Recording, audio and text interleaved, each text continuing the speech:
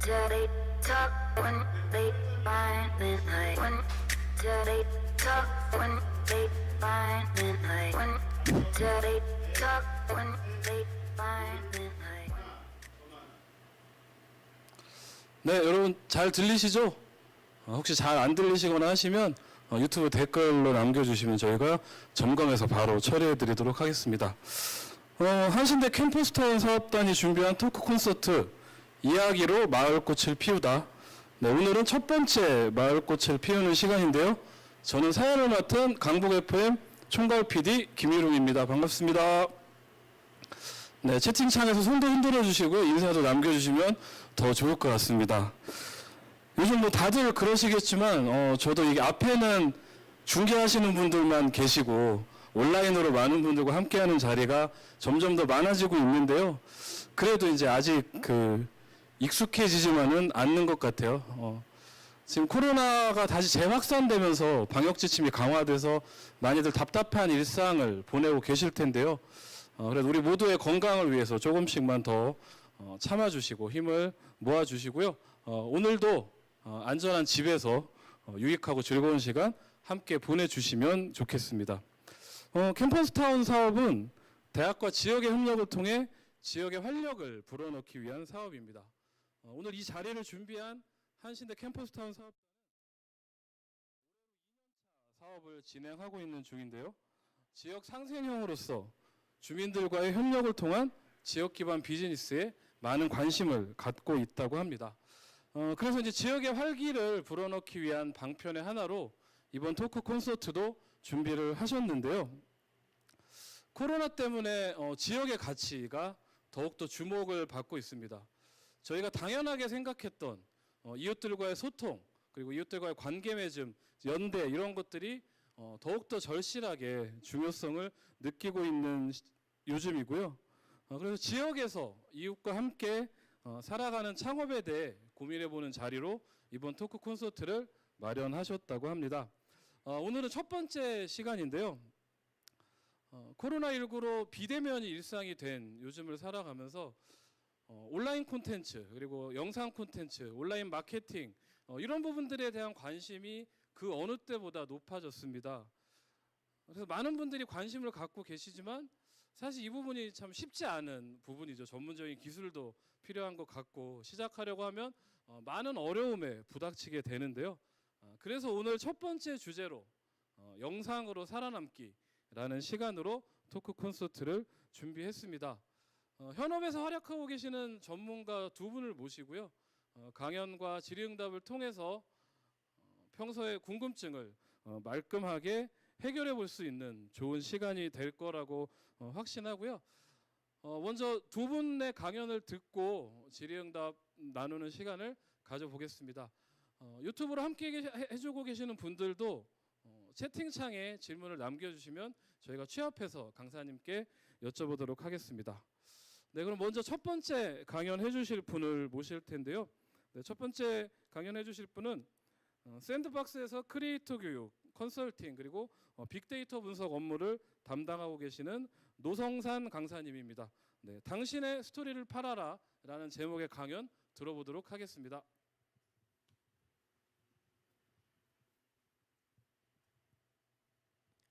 네, 안녕하세요. 반갑습니다. 샌드박스의 노성산 팀장이라고 합니다. 오늘 영상으로 살아남기에서 유튜브 사실 유튜브가 이제 굉장히 메이저 플랫폼이 되면서 다들 유튜브 어떻게 해야 되지? 이런 생각들 많이 하실 텐데요. 최대한 스타트업 그다음에 창업하시는 분들이 접근성 있게 쉽게 접근할 수 있는 방법들을 안내해 드리고자 합니다. 저는 일단 노성산이라고 하고요. 간단하게 제 소개 드리고 시작하려고 합니다. 저는 원래는 전공 자체는 이제 컴퓨터 공학이었어요. 그래서 컴퓨터 공학을 전공하다가 뭔가 재미가 없더라고요. 이 맨날 똑같은 일들을 하면서 좀 새로운 일들을 하고 싶어가지고 불현듯 제가 이제 떠난 게 중국으로 이제 유학을 가게 되었습니다. 그래서 중국으로 유학을 가서 무엇을 할까 이렇게 고민하다가 제가 2년 동안 공부하면서 크게 두 개의 트렌드를 봤었거든요. 하나는 이제 유튜브라는 트렌드였고 그다음에 하나는 O2O, 흔히 말하는 배달의 민족 이런 것들 그 사업을 두 개를 봤었었는데요. 그 당시에 제가 생각했던 거는 유튜브는 그냥 내가 하면 되는 거 아닌가? 한번 직접 크리에이터로서 경험해 보자라고 생각을 해서 직접 이제 게임 크리에이터 채널을 열어서 진행을 했었고 그 당시 엄청나게 뭐 많은 성공을 했다면 제가 이 자리에 없었겠지만 그 당시에 게임 크리에이터 하면서 이렇게 슈퍼셀에서 진행했던 게임을 했었는데요. 이 당시에 이제 핀란드 가서 게임 중계까지 이렇게 하다가 결국은 제가 사업에 조금 더 관심이 많고 조금 더 비즈니스가 하고 싶어가지고 이제 스타트업에 점점 이제 발길을 닫게 됐습니다. 그래서 첫 번째 사업은 제가 이제 세탁 O2O 사업을 했었었고요. 그래서 모바일 앱으로 이제 세탁물 주문하면 이제 수거 배달하는 그런 서비스를 했다가 그거 역시 잘 되었다면 제가 이 자리에 있지 않았겠죠. 그래서 그 스타트업이 사실은 이제 잘 안 되고 나서 여러 가지 고민을 하다가 메이커스라는 이제 흔히 딩고로 많이 알고 계시죠. 그래서 딩고라는 이제 회사에 들어가서 이제 페이스북이라든지 유튜브에 대한 플랫폼 전략, 운영 이런 걸 총괄하다가 지금은 샌드박스에서 이제 여러 가지 일들을 하고 있습니다. 제가 맡고 있는 일을 그래서 조금 여러분들 보시기에 생소할 수 있는데요. 기본적으로 제가 맡고 있는 일은 이제 크리에이터 익스피리언스라는 이제 조직을 하나 맡고 있고 그다음에 컨텐츠 테크라는 조직을 하나 맡고 있습니다. 크리에이터 익스피리언스라는 것은 결국 크리에이터의 경험에 대한 것들인데 그래서 저희가 교육이라든지 서비스 이런 것들을 잘 챙겨드리는 역할을 하고 있고 컨텐츠 테크 쪽은 이제 저희가 기술 이용해서 크리에이터 분들이 조금 더 컨텐츠를 쉽게 편하게 만들 수 있게 하기 위해서 지금은 열심히 빅데이터 분석 데이터를 하면서 이제 크리에이터에게 필요한 인사이트를 제공해주는 그런 역할을 하고 있습니다. 본격적으로 오늘 이제 강의를 드릴 텐데요. 제 강의 제목은 당신의 스토리를 팔아라라고 정했습니다. 사실 저도 창업을 했다 보니까 가장 힘든 것이 분명히 내 서비스는 되게 유니크하고 가치가 있고 사람들이 분명히 좋아할 것 같은데 왜 이 내 제품을 내 서비스를 사람들이 알아봐 주지 않을까라는 궁극적인 되게 뭐라 그러죠? 페인 포인트가 있잖아요. 그래서 저도 이제 페이스북에서 마케팅도 해보고 유튜브 마케팅도 해보고 블로그 마케팅, 카페 마케팅 안 해본 게 없는데요. 결국에는 가장 성공적인 마케팅은 스토리텔링이라는 생각이 들었습니다. 그래서 오늘 제목을 당신의 스토리를 팔아라라고 정해봤습니다. 지금 모바일로 계신 분들은 이제 핸드폰을 보시기 힘드실 텐데 혹시 PC로 보고 계신 분들이 있다면 핸드폰 잠깐 열어가지고 유튜브 앱을 한번 켜봤으면 좋겠어요. 그래서 유튜브 앱을 켜보신 다음에 나의 시청 기록을 볼 수가 있는데 그 시청 기록을 보시다 보면은 찾는 방법은 유튜브 앱에서 가장 우측 하단에 보면은 보관함이라는 게 있고요. 보관함을 누르고 기록이라는 걸 누르면 내가 그동안 봤던 영상들이 하나하나씩 나오고 그 밑에 보시면 이렇게 썸네일 밑에 빨간색 바가 표시가 돼요. 그래서 쭉쭉 보시다 보면 생각보다 많은 정보들이 있습니다. 아, 내가 이런 거를 요즘 재밌게 봤구나. 내가 이런 컨텐츠를 이렇게 많이 봤네. 라는 사실을 나조차도 몰랐던 사실을 느낄 수 있게 되는데요. 그렇다면 우리가 한번 생각해 볼 것은 왜 어떤 썸네일은 왜 빨간색 바가 길고 왜 어떤 컨텐츠는 짧을까? 이거를 잠깐 생각해 봤으면 좋겠어요. 분명히 모든 컨텐츠는 가치가 있고 내가 이제 관심이 있기 때문에 이 컨텐츠를 소비했을 텐데 분명히 짧게 소비한 컨텐츠가 있고 길게 소비한 컨텐츠가 있으며 그 둘에는 분명히 차이점이 존재합니다. 그리고 그 차이점은 분명히 사람마다 다르고요.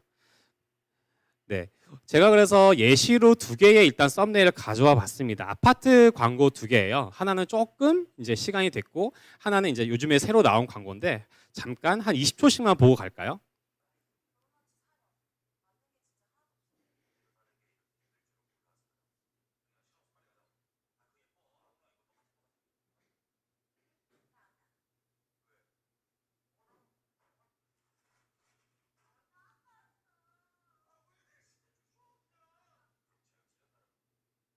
재밌죠? 그래서 이 아파트 광고 같은 경우는 굉장히 기존의 아파트 광고랑 다르게 기존의 아파트 광고는 어떻죠? 제가 생각하고 있는 아파트 광고의 약간 스테레오타입은 외국인이 나오고 뭔가 부유한 그 다음에 조금 엘레강스한 아버지 그 다음에 항상 풀 드레스를 차려입으신 어머니 그 다음에 정말 천사 같은 아이들 이런 게 뛰어나오는 그런 모습들인데 영상을 보시면 이 어떤 모습이 굉장히 우리의 일상과 많이 닮아 있습니다. 실제로 조회수도 굉장히 많이 나왔었는데요. 물론 이제 브랜드의 어떤 영상이기 때문에 어느 정도는 이제 광고비를 지출해서 조회수가 많이 나온 것도 있지만 해당 영상 같은 경우는 자연 바이럴로도 조회수가 굉장히 많이 나와서 제가 기억하기로 한 3,500만 정도 조회수가 나온 영상이고요. 다음 영상도 한번 보겠습니다. 창밖은 동해바다 센트리움 끝내줘요. 033-648-1888 동도건설. 네, 동도 센트리움 아파트인데 어떻게 보면 굉장히 익숙한 형태의 영상이죠. 굉장히 유명한 연예인이 나오고 거기에 굉장히 화려한 어떤 흔히 말하는 모션 그래픽이라고 하는데 그런 그래픽들이 나오면서 이제 사람들로 하여금 오, 잘 만들었다, 멋있다라는 느낌을 주지만 사실 가장 중요한 거는 이 영상을 보고 났을 때 과연 내가 이 아파트에 살고 싶을까? 이 아파트를 사고 싶을까가 가장 중요한 핵심이라고 생각하는데요. 앞에 영상이 조금 더 나에게 와닿았는지 공감대가 있었는지 뒤에 영상이 조금 더 공감대가 있었는지는 아마 시청자 듣고 계시는 라이브로 보고 계신 시청자분들께서도 좀 느끼셨을 거라고 생각합니다. 그래서 사실 컨텐츠라는 것은 결국은 집을 짓는 것과 저는 매우 유사하다고 생각을 해요. 특히 제가 이제 크리에이터 활동하면서 약 300개 넘는 컨텐츠를 만들었었는데 결국 혼자서 기획도 하고 촬영도 하고 편집도 하고 그다음에 썸네일도 만들고 제목 만들고 그다음에 커뮤니티 관리도 해야 되고 밖에서 홍보도 해야 되고 이런 여러 가지 일들을 하면서 제가 느끼는 거는 이게 컨텐츠 하나 만드는 것이 혼자 집 짓기 하는 것과 거의 똑같구나라고 생각을 했어요. 근데 사실은 초보자들일수록 그다음에 크리에이터 유튜브 생태계를 잘 모를수록 그다음에 기업일수록 가장 많이 신경 쓰는 부분이 멋있는 집을 만들 때 좋은 자재들을 많이 쓰려고 하세요. 그래서 외주 제작자를 구하더라도 굉장히 팬시 나는 굉장히 좀 뭐랄까요?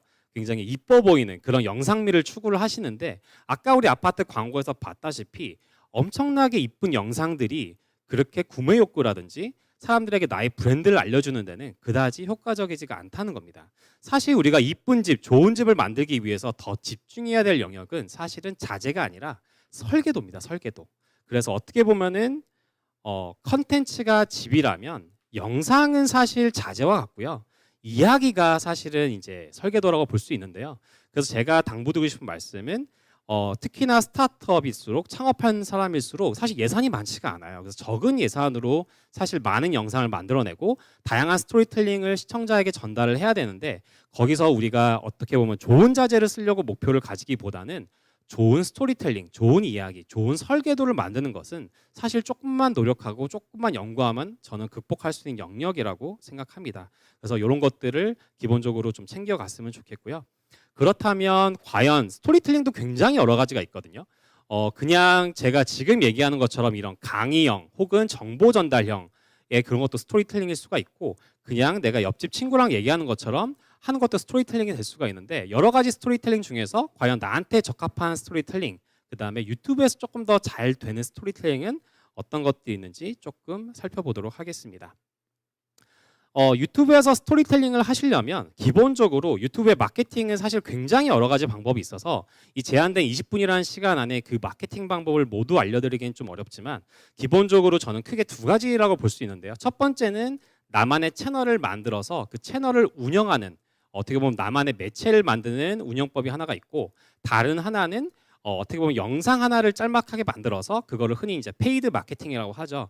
구글에 보면은 구글 애즈라는 그런 플랫폼이 있고 거기에다가 내가 광고비를 집행해서 이제 그 조회수를 흔히 말하는 5초 스킵 광고 이런 쪽에 광고를 돌려서 이제 돈으로 어떻게 보면 조회수를 늘리는 방법이 있는데요.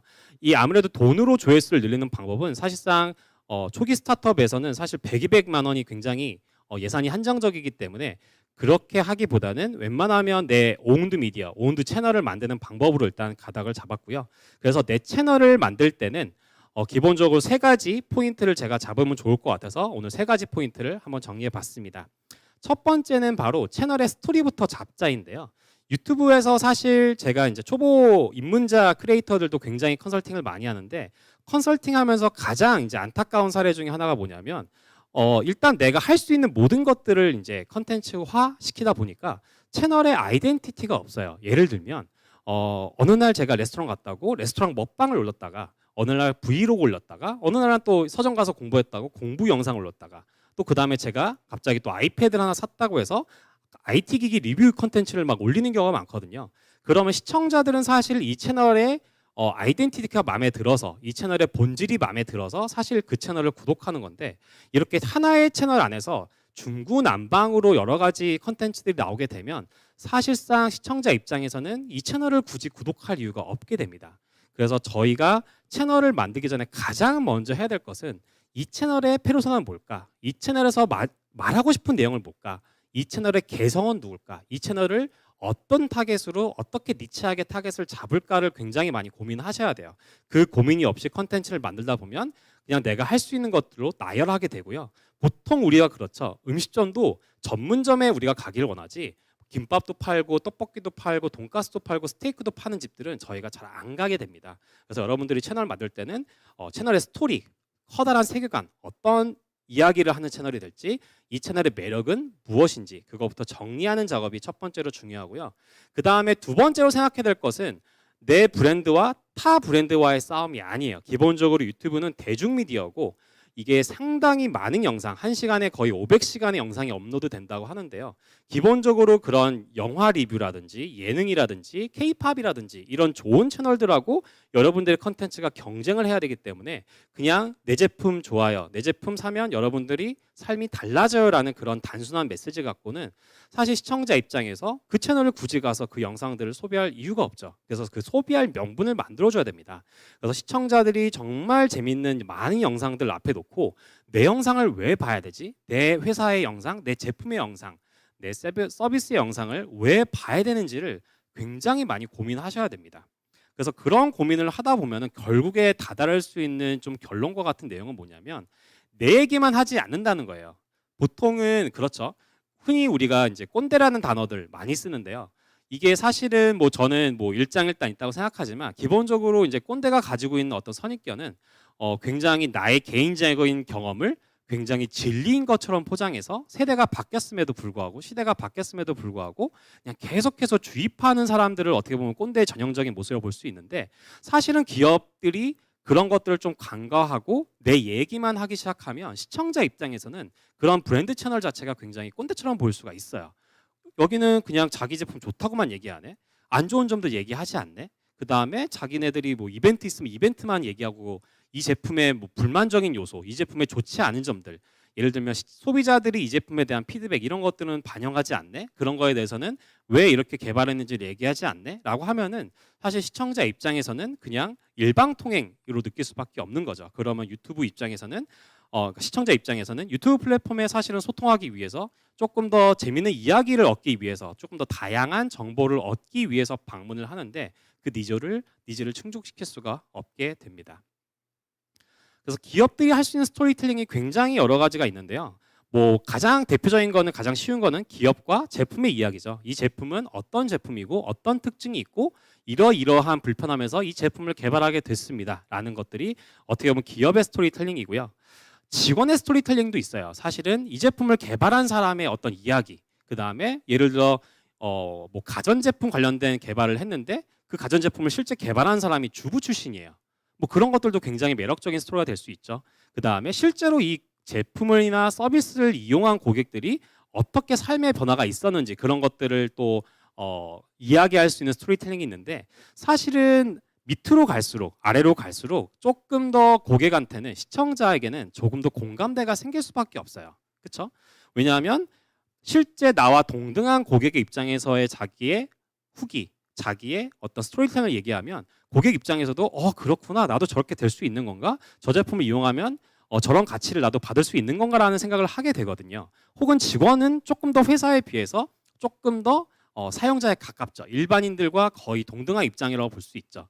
그렇기 때문에 스토리텔링을 할 때는 무조건 그냥 브랜드 차원, 기업 차원에서의 스토리텔링은 어떻게 보면 조금 옛날식 방식이라고 저는 생각해요. 그래서 뭔가 브랜드 가이드가 명확하게 있고 브랜드 아이덴티티가 있고 우리는 항상 멋있는 거, 팬시한 거, 완벽한 거, 그 다음에 한치의 오차도 없는 것들을 추구한다기보다는 이왕이면 우리의 속마음, 우리의 속모습, 우리의 실상, 우리가 진짜 어떤 고민을 하고 있는지가 조금은 더 시청자에게 맞는 스토리텔링이라고 저는 생각합니다. 그래서 사실 모든 창업자는, 모든 스타트업은 저는 다 스토리가 있다고 생각해요. 왜냐하면 일반적인 제품과 다르게 스타트업의 제품은 무조건 어떤 페인 포인트가 있고 이 포인트를 왜 극복하려고 했고 그 극복하는 과정에서 왜 이런 방법을 선택을 했고 사실은 그런 것들이 조금 비즈니스 모델까지 얹혀져서 발표가 되면 그게 IR이 된다고 생각하고 그게 어떻게 보면 서비스 안내가 될 수도 있고 상세 가이드가 될 수도 있지만 그게 조금 더 소비자 향으로 소비자 너네 그다음에 시청자 너네 이런 우리 서비스를 이용한다면 너네 삶이 달라질 수 있어. 너네도 이런 혜택을 받을 수가 있어. 그리고 우리는 그거를 더 많이 더 좋게 하려고 노력할 거야. 근데 지금은 아쉽지만 우리도 조금 시작한 단계라 부족해. 이런 어떻게 보면 솔직하고 진솔한 얘기들이 우리가 유튜브를 보는 이유가 사실 거기에 있다고 생각하거든요. 왜 레거시 미디어, 그다음에 TV 이런 것들을 보지 않게 된 거는 사실은 거기서 제공하는 컨텐츠들이 어떻게 보면 나의 삶과 너무 밀접하지 않거나 진솔되지 않거나 그런 이유들 때문에 우리가 유튜브를 많이 본다고 생각하는데 그럴수록 유튜브에서는 조금 더 진솔한 이야기들 했으면 좋겠다는 생각을 가지고 있습니다. 그래서 제가 채널 몇 개를 샘플을 좀 가져와 봤어요. 일단은 스타트업이지만 지금은 많이 성장한 스타트업도 있는데요. 첫 번째는 이제 강원 TV 사례인데요. 위에 보시면 위에 3개, 그다음에 왼쪽에 있는 4개까지 강원 TV도 똑같이 CF도 찍고 이제 그 피키캐스트라는 뉴 미디어 업체에 맡겨서 영상을 찍어봤지만 사실상은 조회수나 반응이 그렇게 좋지 않았어요. 근데 직접 창업자가 이제 의사 가운을 입고 나와서 여기는 이제 성형외과 공유 앱이니까 내가 의사지만 굉장히 성형에 대해서 객관적으로 설명할 수가 있잖아요. 그러다 보니까 의사가 직접 설명해주는 어떤 보톡스, 어떤 뭐 쌍꺼풀 수술 이런 얘기를 하니까 시청자 입장에서는 굉장히 객관성도 있으면서 신뢰감도 있으면서 너무 좋은 컨텐츠가 되는 거죠. 이런 사례도 있고, 그다음에 이제 해산물 쪽에서는 이제 수산시장 시세나 이제 그런 예약 같은 걸 제공하는 인어교주 해적단이라는 채널이 있는데 여기도 그냥 막연하게 우리 서비스 이 앱을 이용하면 수산물 시장에 가서 뭐 예를 들어서 사기당하지 않고 정가에 먹을 수 있어요라고만 얘기했다면 그게 통하지 않았을 텐데 수산물 좋아하는 사람들이 뭘 원할까? 그럼 우리가 그 수산물 정보를 줘야 되겠다라고 하면서 컨텐츠를 만들기 시작하니까 지금은 어떻게 보면은 뭐 인어교주 해적단 하면은 스타트업이라기보다는 미디어로 더 인식하고 있는 분들이 많아질 정도로 많은 사랑을 받고 있다고 볼 수 있고요. 그다음에 직방 TV 같은 경우도 이게 부동산 매물이잖아요. 근데 사실 많은 부동산 채널들이 어떤 컨텐츠를 하냐면 매물 소개 영상을 올려요. 이 아파트 몇 평형 구조, 뭐 84A 이런 거는 방이 3개, 뭐 재료를 어떤 거 써가지고 대리석이라 뭐 청소하기 쉬워요. 이런 영상을 하는데 실제로 직방 TV에서 부동산 정보를 얻고 싶은 사람들이 단 하나의 집을 보기 원하는 게 아니라 거시적인 어떤 부동산 트렌드를 보고 싶어 하거든요. 그러면서 조금 윗단에 있는 것들 보시면 조회수가 뭐 1000, 2000 이렇게 나왔지만 밑으로 가시면 조회수가 10만, 20만, 30만 이렇게 나온 것들 보실 수 있고, 네. 그래서 조금 시간에 맞춰서 하느라고 조금 제가 말을 빨리 할 수도 있는데 혹시나 제가 전달이 잘 안 됐거나 궁금하신 사례가 있거나 혹시 이런 것들 있으시면 댓글로 채팅으로 달아주시면 저희가 이따 Q&A 시간에 네, 답변 드리도록 하겠습니다. 네, 감사합니다.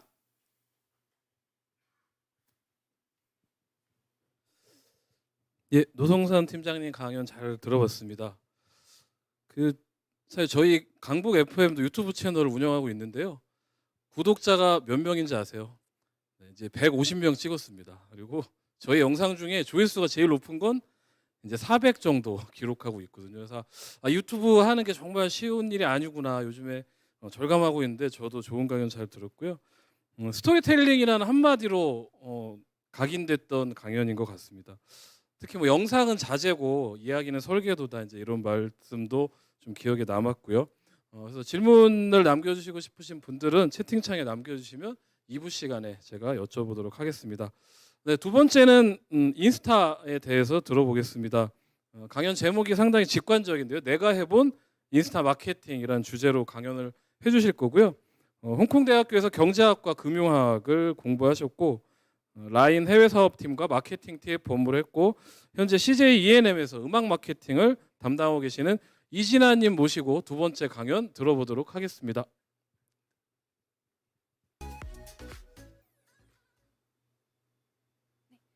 네, 저는 오늘 내가 해본 인스타 마케팅이라는 주제로 오늘 강연하기 위해 이 자리에 쓴 이진아입니다. 우선 간단하게 제 소개를 드릴게요. 저는 홍콩대학교에서 경제학과 금융학을 복수 전공했고 돈을 많이 벌고 싶어서 간 학과였는데 사실 금융권을 간 선배들의 라이프를 봤을 때 너무 답답하고 워라밸이 없다는 느낌을 받았어요. 그래서 지금 나이에는 돈도 돈이지만 좀 재밌는 일을 하고 싶다라는 생각에 평상시에 제가 관심이 많았던 콘텐츠업 관련해서 이제 업무를 하고 싶었고, 그래도 국내에서 콘텐츠업을 제일 잘하는 회사를 생각했을 때 CJ E&M이라는 생각에 이제 CJ E&M으로 가서 저는 현재 지금 마케팅 업무를 하고 있고요. 근데 오늘 이 자리에 서게 된 건 이제 CJ E&M이나 뭐 경제나 뭐 이런 쪽도 전혀 아니고 인스타 인플루언서로서 조금 뜬금없을 수 있게 쓰게 됐는데요. 어찌 보면 그저 많고 많은 그냥 회사원 중 하나지만 동시에 인스타에 약 2만 명에 달하는 팔로워를 지닌 인플루언서입니다. 제가 인스타를 시작하게 된 계기를 설명을 잠깐 드리려고 하는데, 사실 홍콩의 금융권 기업에 제가 처음에 입사를 하기로 했다가 갑자기 입사 거절 통보를 해버리고 무슨 일을 할까 잠시 고민을 하던 찰나에 그때 당시에 이제 공채가 떠 있는 회사들 중에서 라인이라는 회사가 있었어요. 외국에서는 사실 카카오톡보다는 왓츠앱이나 라인을 더 많이 친구들이 사용을 하는 걸 봤었는데 마침 그때 당시에 라인에서 해외 업무 관련해가지고 채용 공고가 떠 있더라고요. 그래서 제가 해외 사업팀에 들어가서 관련된 업무를 하다가 어떤 사진 앱 서비스가 신규로 출시가 되면서 그때 당시에 마케팅 TF를 새로 꾸렸는데 거기에 이제 제가 차출이 돼서 마케팅 업무를 처음으로 해보게 되었어요. 그때가 이제 2016년 한 4년 전인데요. 한창 페이스북에서 로고로 많이 넘어가고 있는 시기였어요. 그때 처음 제가 인스타를 접하게 되었는데 괜찮은 건가요? 네네. 당시에 어느 정도 팔로워가 있는 사람들한테 저희가 직접 컨택을 해서 라인에서 새로 출시하는 사진 앱 서비스를 이용한 사진을 인스타에 업로드할 경우에 라인 프렌즈샵 쿠폰을 제공해주는 마케팅을 했었습니다. 그래서 그때 많은 인플루언서들하고 제가 처음 이야기를 해보게 됐는데 누구는 어떤 기준 이상의 현금만 받는다던가 뭐 나름의 단가표 같은 것도 있고 누구는 소속사도 있고 그래서 이런 것도 있구나 하고 이제 그분들의 인스타를 보다 보니 이런 식으로 뭐 온갖 화장품이나 뭐 제품이나 뭐 식당 이런 것들을 협찬을 받아서 올린 것들이 보이더라고요. 이게 되게 엄청난 시장이 있구나. 팔로워가 몇천 명 정도만 모여도 꽤 재미있겠다 이런 생각을 제가 하게 되면서 이거 내가 제안하는 사람 말고 제안 받는 사람이 되고 싶다 이렇게 생각이 들면서 제가 1만 팔로워 만들기를 목표로 인스타를 시작했었습니다. 그렇게 직접 인스타를 한번 해보고 그 이후에 경험을 통해서 느꼈던 인스타의 생태계나 마케팅 활용 방안에 대해서 오늘 이제 설명을 드리려고 해요. 우선 인스타 마케팅이 왜 중요할까요? 아무리 좋은 제품을 개발하고 아무리 맛있는 음식으로 식당을 오픈해도 사람들이 알지 못하면 꽝인 건 뭐 누구나 알죠. 하지만 방송에 노출을 시키거나 한다는 건 굉장히 큰 비용이 드는 거고 말이 안 되는 일이잖아요. 이게 제주도에 있는 숙소인데요.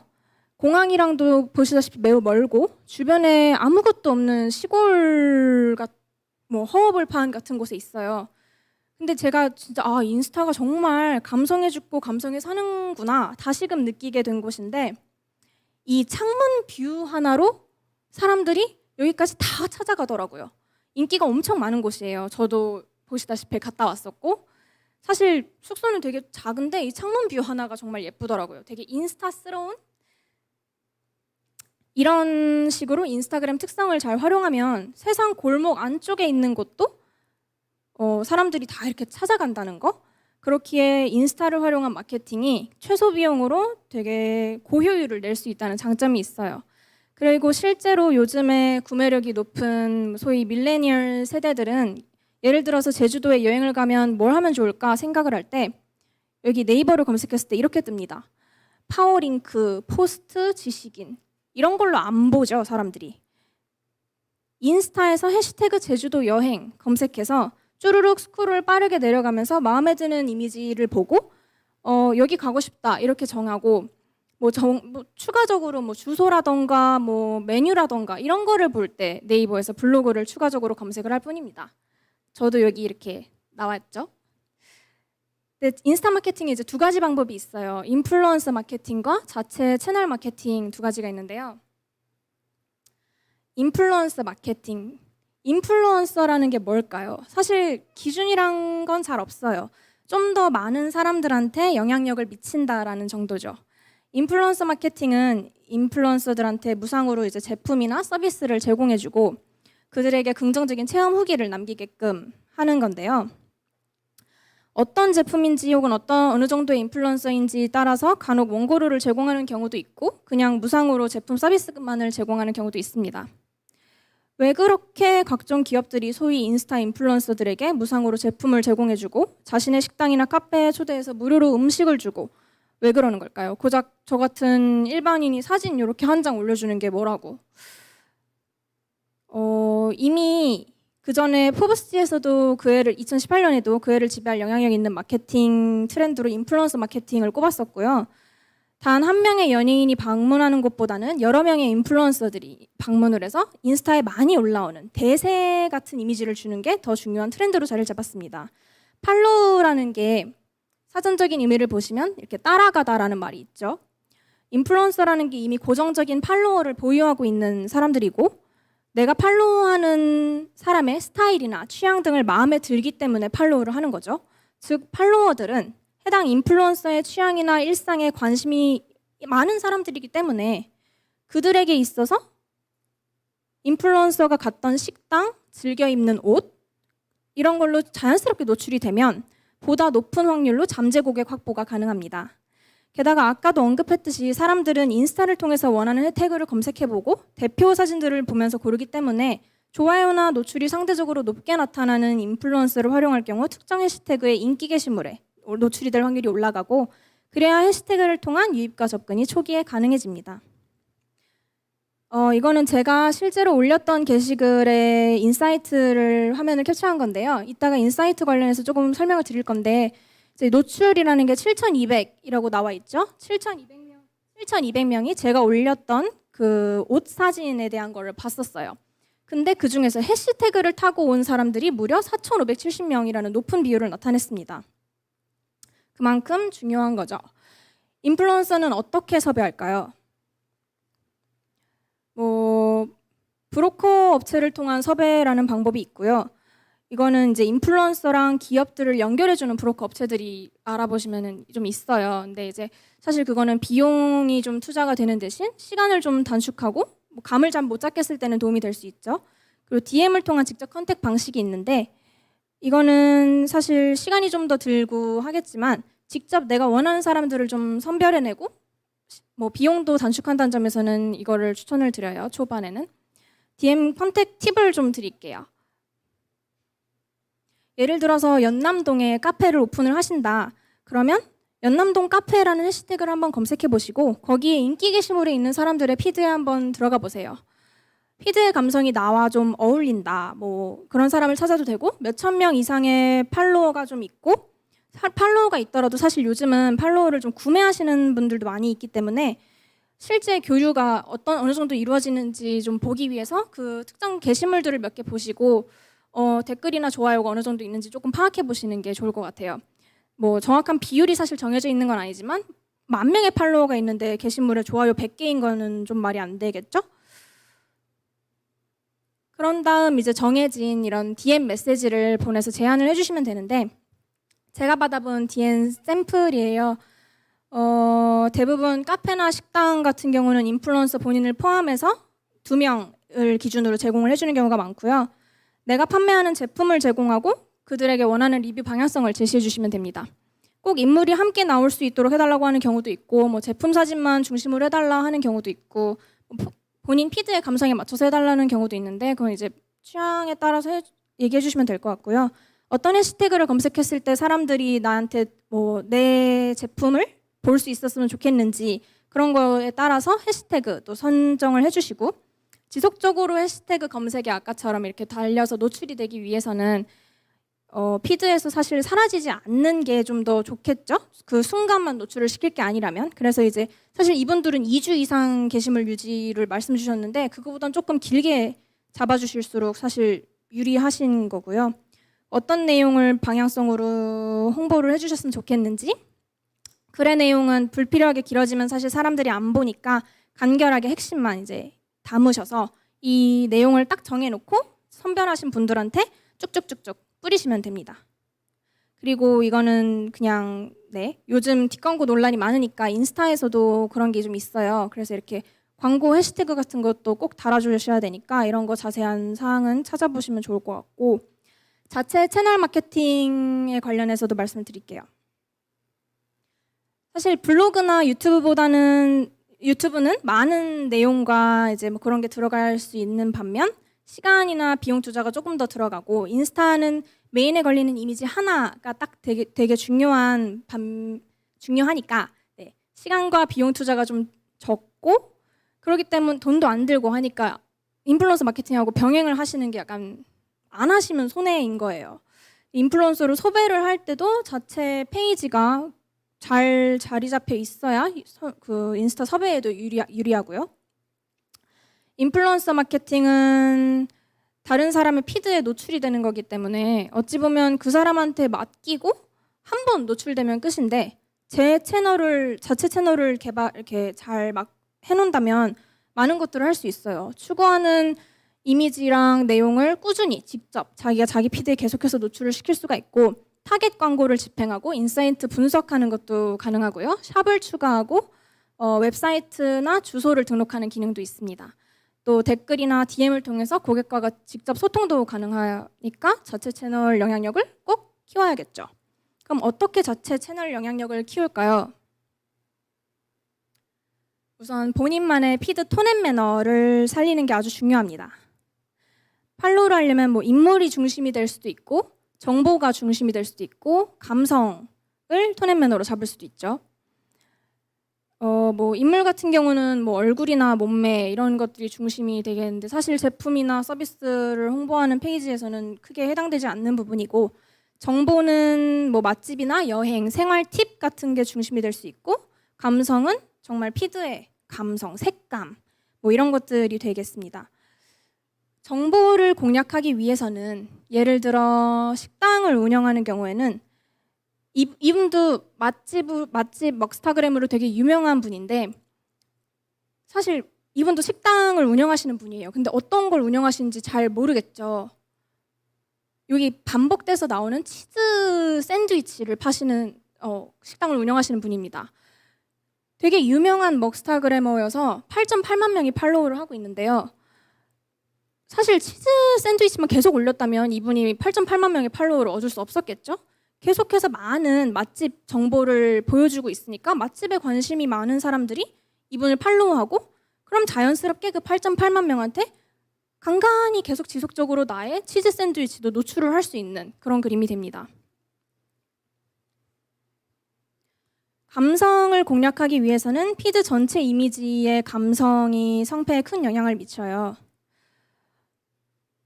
이게 누구 걸까요? 노랑통닭의 계정입니다. 사실 정보 차원에서 놓고 보면 노랑통닭에 똑같은 치킨 메뉴가 계속해서 반복적으로 나오는데 7,800명이나 이걸 팔로우하고 볼 이유가 있을까요? 피드를 봤을 때 사실 맛있다는 느낌보다는 되게 예쁘죠. 인스타그램이 이만큼 예쁜 거에 굉장히 예쁜 걸 되게 좋아합니다. 감성, 피드 느낌 이런 걸 살리시면 아까처럼 뭐 많은 정보를 담지 않아도 이렇게 7,800명이나 꾸준히 볼 수 있도록 할 수 있는 거죠. 뭐 사진 보정 같은 거를 해서 피드 톤 앤 매너를, 피드 색감을 맞추는 게 중요한데, 사실 따로 앱 같은 걸 이용하시는 게 조금 어렵다면 인스타 내에 있는 것만으로도 충분히 가능해요. 이 수정이라는 탭에 가면 밝기 같은 거를 확 올려서 밝게 만들 수도 있고, 온도를 높여서 따뜻한 감성을 줄 수도 있고, 여기에서 충분히 자신이 원하는 감성에 맞춰서 사진 보정이 가능합니다. 그래서 사진 보정이 얼만큼 중요한지 잠시 보여드리려고 하는데, 같은 식당이에요. 이 그림과 이 그림, 이 밑에 게 바로 인스타의 감성인 거죠. 그리고 마찬가지로 똑같이 유산균인데 약들과 함께 자연스럽게 있지만 저렇게 해야 인스타 감성이 되는 거죠. 이만큼 사진이 굉장히 중요합니다. 그리고 이벤트 팔로우나 공유 이벤트를 진행을 해서 직접적으로 직접적인 팔로우 유도나 바이럴도 가능하고요. 그리고 직접 선팔이나 좋아요 댓글을 다른 사람들 계정에다 남김으로써 직접적으로 자신의 계정을 노출시키는 방법도 가능합니다. 사실 저는 이 방법을 써서 초반에 좀 인스타를 키웠었고요. 근데 이때 중요한 게 인기 게시물에 올라오는 계정들은 인기가 너무 많아서 내가 팔로우하고 내가 좋아요했는지 관심이 없어요. 잘 몰라요. 그래서 최근 게시물에서 꼭 하시는 게 효과적입니다.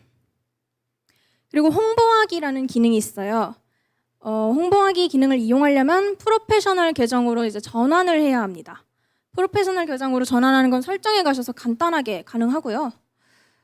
이렇게 프로페셔널 계정으로 전환하면 나의 게시글이 이렇게 밑에 게시글 사진 밑에 인사이트 보기와 홍보하기라는 버튼이 노출이 돼요. 여기서 홍보하기 버튼을 누르시면 이런 식으로 랜딩 페이지 뭐 내 프로필로 홍보하기를 했을 때 다른 사람들의 피드에 나를 팔로우하지 않는 사람들한테 노출이 되거든요. 그때 이제 밑에 뭐 내 프로필로 연결이 되게 할 건지 웹사이트를 연결되게 할 건지 이런 걸 선택하시고 타겟을 선택합니다. 뭐 연령대, 성별, 지역 이런 걸 선택하실 수 있고요. 그런 다음에 광고를 돌리시면 돼요. 뭐 기간과 예산을 뭐 금액대 맞추셔서 하시면 되고 그렇게 돌리면 이게 샘플인데요. 스토리 다른 사람들의 인스타 스토리에 혹은 다른 사람들의 게시물 피드에 나를 팔로우하지 않아도 강제로 이걸 봐야 하는 그런 홍보하기 기능이라는 게 있습니다. 그러면은 이제 홍보하기를 했고 뭐 팔로워가 생기고 하면 인사이트를 좀 분석을 하셔야 도움이 되겠죠? 그럼 여기 인사이트 보기라는 기능이 있어요. 이거 제 건 샘플인데요.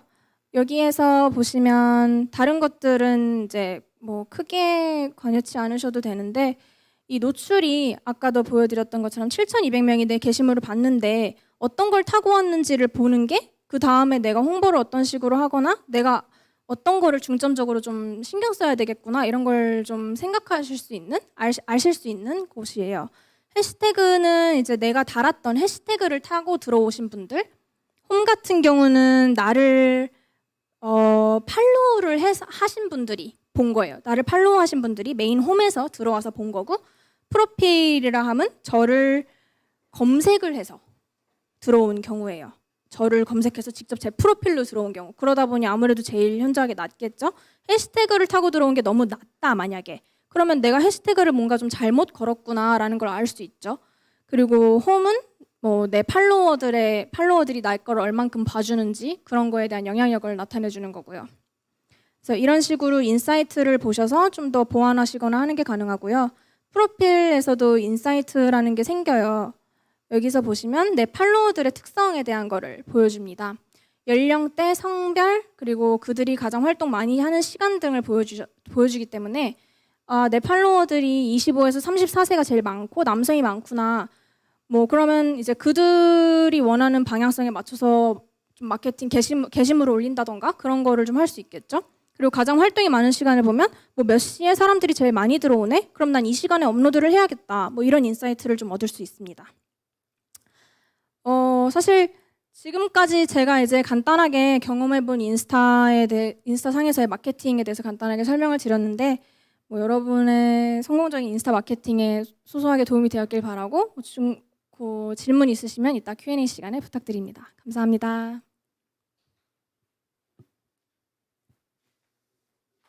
네, 두 번째 강연까지 잘 들어봤고요. 네, 인스타는 감성이라는 한마디로 일단 정리할 수 있을 것 같습니다. 지금 시간이 7시 한 49분 정도 됐는데요. 저희가 10분 정도 쉬고 Q&A 시간을 이어가려고 합니다. 10분 동안 궁금하셨던 질문들 있으시면 유튜브에 올려주시고요. 저희는 10분 후에 다시 뵙도록 하겠습니다. 네, 두 분 좋은 강연 잘 들어봤고요. 지금 채팅창에 질문들이 많이 올라오고 계세요. 아무래도 관심 있는 분들이 함께 해주고 계신 것 같은데요. 네, 먼저 첫 번째 질문 올라와 있는데 이거는 노성산 팀장님께 질문 드리는 것 같아요. 그래서 채널의 캐릭터 아이덴티티는 별개의 문제냐 이런 질문을 해주셨는데요. 답변 부탁드릴까요? 네. 네, 이게 그러니까 개인의 어떤 스타성이라든지 개인 개성으로 이제 하시는 걸 아마 채널의 캐릭터라고 말씀하시는 것 같은데요. 일단은 가장 이상적이죠. 그러니까 인플루언서라는 게 크리에이터라는 게 결국 자신이 하나의 IP가 돼서 그걸 가지고 라이프 스타일이든 컨텐츠든 여러 가지 확장 가능한 거는 당연히 가능한 거고요. 근데 이제 브랜드 입장에서는 그런 가상의 아이덴티티라는 게 사실 정의하기가 되게 어려워요. 그게 그렇다고 뭐 기업의 로고라든지 기업을 상징하는 캐릭터가 나온다고 해서 그게 캐릭터화가 잡히지가 않거든요. 그래서 제가 오늘 강의 때 말씀드렸던 내용은 이게 그냥 모든 유튜브 채널에 동등하게 적용된다기보다는 이왕이면 브랜드 혹은 기업 채널 운영하실 때는 전반적으로 이 채널에 대해서 우리 제품을 그냥 뭐 소개하고 끝난다 이러는 게 아니라 이 채널에서는 이 소통을 하기 위함인지 정보 전달하기 위함인지 우리 제품과 뭐 타사 제품을 냉정하게 비교를 하기 위함인지 그런 형태의 하나의 좀 아이덴티티가 좀 있어야 된다는 얘기고요. 같은 얘기를 하더라도 친절하게 얘기하는 것, 그 다음에 조금은 직설적으로 얘기하는 것, 여러 가지 그런 뭐라고 그러죠? 그런 스탠스가 있잖아요. 네. 그래서 그런 것들을 사실 하나로 통일하는 게 가장 좋다고 말씀드렸기 때문에 그렇게 이해하시면 조금 답변이 되셨을지 모르겠네요. 혹시 안 되셨다면 댓글 채팅 다시 달아주시면 좀 더 상세하게 말씀드리겠습니다. 네, 어떤 브랜드나 이제 기업이 유튜브 채널을 운영할 경우에 좀 쉽게 얘기하면 우리 채널에서는 이런 정보를 중점적으로 주겠다. 그리고 뭐 말이나 글로 표현하면 말투라든가 아니면 뭐 말의 그 친절도, 톤 이런 것들도 채널에서 좀 통일하는 게 좋겠다. 이런 말씀이셨던 것 같아요. 네, 아마 잘 말씀해 주셔서 이해가 되셨지 않으실까 싶고요. 이 질문도 아마 노성산 팀장님한테 하시는 것 같은데요. 기업의 마케팅은 일방통행이 아니다라는 말이 인상적이었다고 하시는데 사례를 하나 더 들어서 좀 더 자세하게 설명을 해주실 수 있으실까요? 이런 질문 달아주셨어요. 네.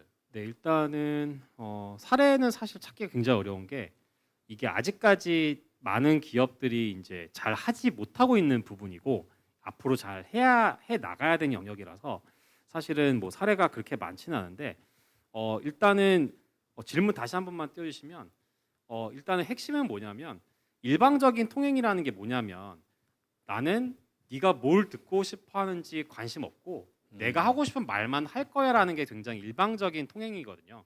사실은 일반적인 크리에이터들 그냥 흔히 뭐 여러분들께서 쟤는 그냥 별 재능도 없는 것 같고 유튜브에서 그냥 웃고 떠드는 것 같은데 왜 이렇게 사람들이 많이 보지?